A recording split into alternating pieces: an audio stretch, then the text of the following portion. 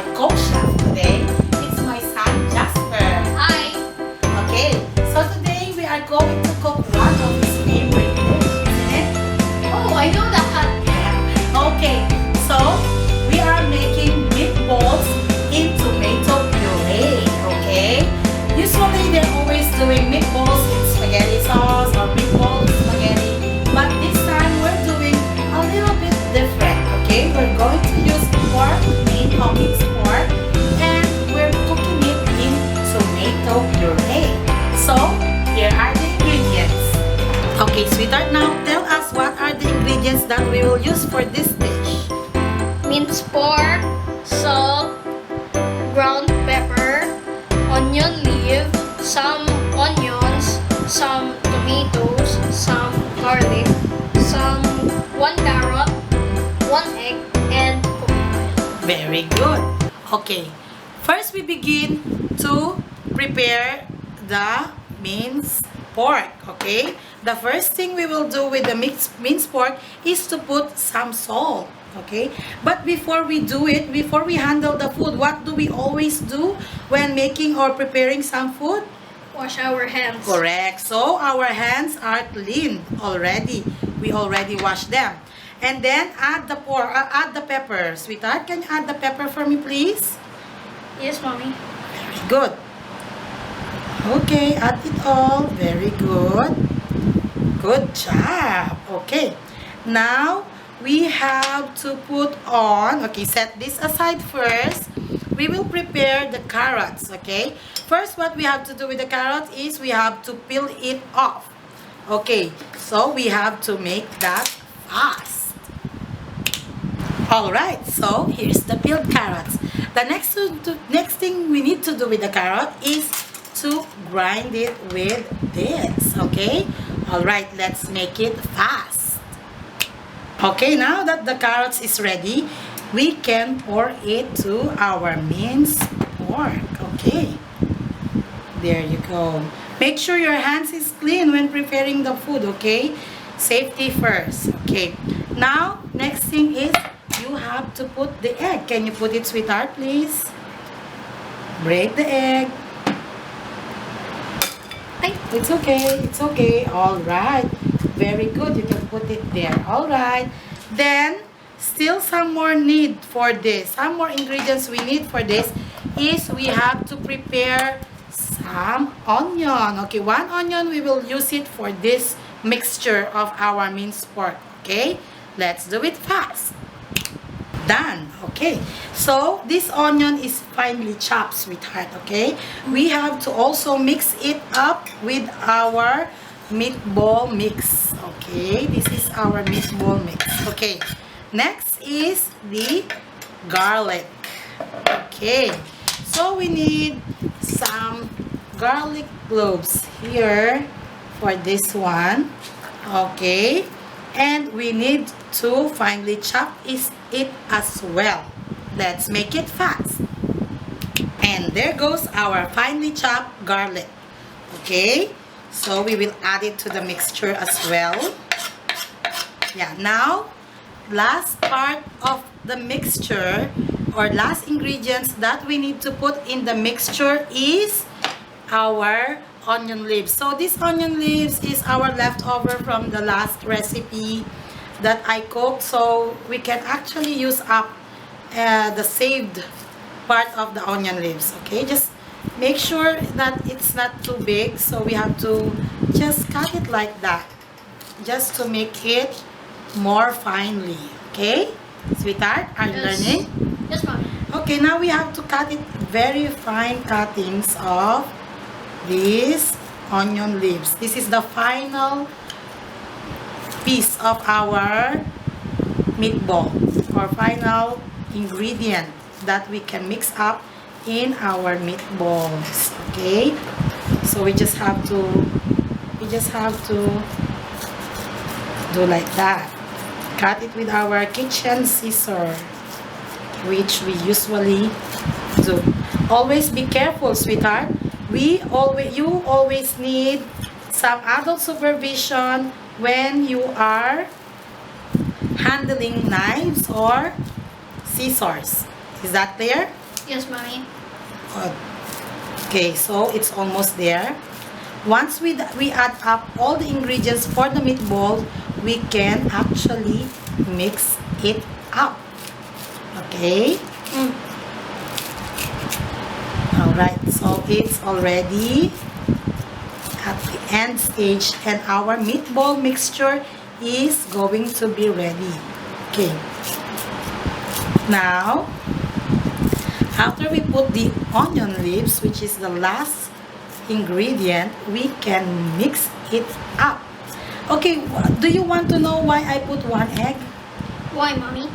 Okay, I put one piece of egg to bind all the ingredients together, to put all the essence and the taste together. So make sure your hands is clean while doing this, okay? Yes, mommy. Always remember, okay, because always remember that cleanliness is next to godliness. Or it's better safe than sorry. And if you're preparing food, you have to make sure that you're preparing it in a clean way, otherwise you'll get sick.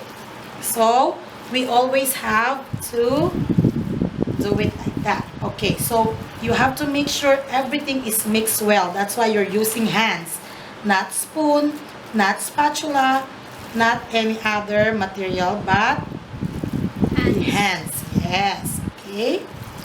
Make sure to mix it all, and that egg will actually help to bind all the flavors in this meatballs. All right, so our meatball mixture is gonna be ready. Okay, I guess this is all mixed up well and properly, and all the ingredients, all the things that we put together is already there. So the next thing we can do after we have done the mixture of our meatball is to shape it up into a meatball. Okay, let's do it faster. Okay, there you go. Our meatballs is now ready for frying, so we can set that aside and use it later. Now we have to prepare making the sauce, the tomato puree sauce that we will need to use with the meatballs. Okay, first again we will have to prepare garlic. Okay, garlic it is. Let's do it faster. Okay, so it's done, right? Now the next one is the onion. Once again, but this time we don't have to make it finely chopped. Normal slices of onion will be okay. Let's do it. And that's our onion. So the last part is to prepare our tomato. Okay, we have to slice the tomato thinly and just cubes. Okay, let's do it faster. And our tomatoes is already cubes. Okay, so these are the ingredients and they are now ready. So the first thing we will do is to fry our meatballs. Let's fry them.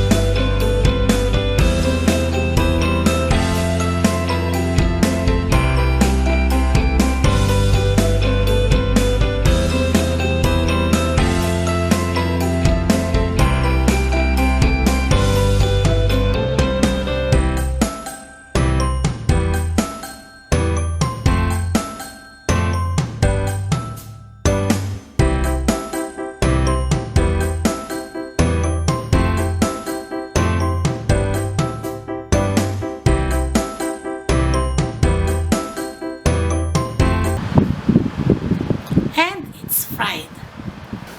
Okay, now Jasper, we have to make the tomato puree. So, in making the tomato puree, we can use up the old oil which we have used in frying the meatballs. Yes, okay. So, be careful, okay? This is really, really hot, so you have to be very careful. Okay, so first thing we will do is to saute it with garlic. Okay, garlic. Okay, let it simmer for a little bit of time. It should be a little golden brown. Not too much. Remember not to burn the garlic, okay? So, just a little bit golden brown. Look at it, sweetheart. You have to be very careful. Again, I will remind everyone to not let their kids be unsupervised. Very good. Next is the onion. Okay. Okay, so next is we have to put the tomatoes. Okay, good tomatoes. Okay, there you go. You keep this aside, sweetheart. Okay, now we have to let the tomato be cooked very well to get the acidity out and to make it puree. Right? And then we have to cover it first. Okay, get the cover. Okay, and there goes our puree. Okay. Now that this is already pured, okay, make sure there is no left unpureed tomato, okay? And at this point, the acidity of tomato is already left. Okay, now we can put the leftover, we have a leftover salt and pepper. Now we can put it all in this time. Okay, and pepper, the leftover ones. Okay. Okay. Now we can, okay, put a little bit water later on with that. Okay. Let's put our meatballs. There you go. There goes our meatballs. Okay, now I want you to give me a little bit of water for the sauce. Okay, just a little bit of water. Okay, one more.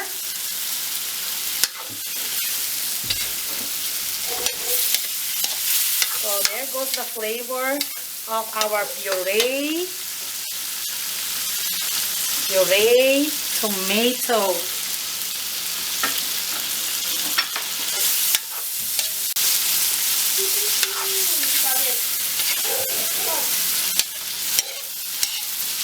Okay, that's about it.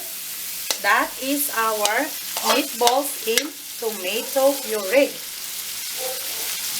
Alright, so this is our finished product. Okay, now it's time for the test taste.